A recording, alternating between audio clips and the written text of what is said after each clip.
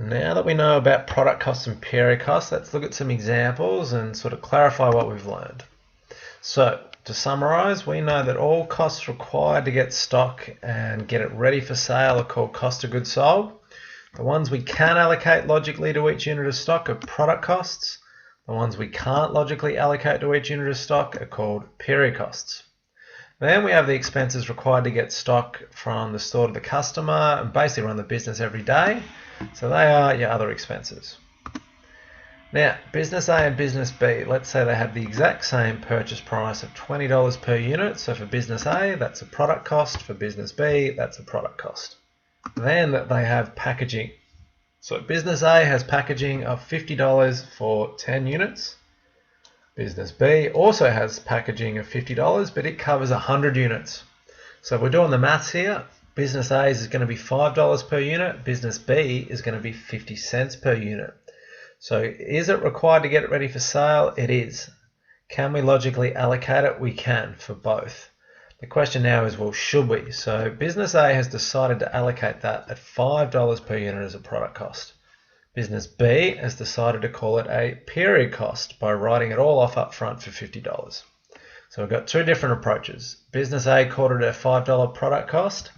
Business B called it a period cost. So the lesson here is, I only allocate product costs that are material and relevant to decision making. So business B clearly thought 50 cents per unit wasn't material, so they didn't allocate that as part of the product cost. So I'm going to look at another example. Business A has a purchase price of stock of $20. Business B's is much bigger, it's $2,000. Now they'll both be product costs. They've both got packaging, which is $50 for 10 units, which is identical for both. Business A has decided to allocate that. That's $5 per unit. Now it's still $5 per unit for business B, but what they've decided to do is call that a period cost. So was it required to get stock ready for sale? Yes. Could it be logically allocated? Yes. However, this business on the right, business B, has still called it a period cost. And you can see the difference. Product cost for business A, period cost for business B. So how can they do that? Well, the lesson is it's not material to business B. They've decided that the main difference here is business A's product only costs $20 in terms of its price to buy. Business B's is $2,000. So for business A, adding an extra $5 in is very material. For business B, well, it's only going to increase at a very small amount from $2,000 to $2,005. So they've decided to leave it out. The problem for you is there's no set dollar amount that we can give you that says this cost is material, this cost is not. Say everything above $1, it doesn't work like that. It's all about what's material or relevant to your decision making. Let's have a look at another example. Purchase price for both businesses is $20, so that's a product cost. And they've both got advertising. Business A's has been allocated per unit, so we can see here $200 for 10 units. Business B, it's $200, but it's per month. So this can, for business A, be logically allocated, but we're still not going to call it a product cost. It's going to be an other expense. Business B, well, we couldn't allocate it, so it was always going to be another expense. So what's the lesson here? Well, the lesson is, even if I can allocate a cost, it's not going to be a product cost unless it's required to get stock ready for sale. So I still called it another expense. It doesn't matter whether I can allocate it to each unit, because it's not required to get stock ready for sale. It can't be a product cost. So for business B, it was always going to be another expense, and the lesson is it's only allocated as a period cost if it's required to get stock in a condition and location ready for sale. Business A has a purchase price of $20, as does business B. So both of those are going to be product costs.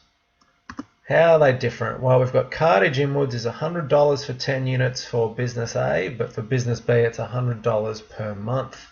Can A logically allocate this? They can. We've clearly got $10 packaging per unit as a product cost.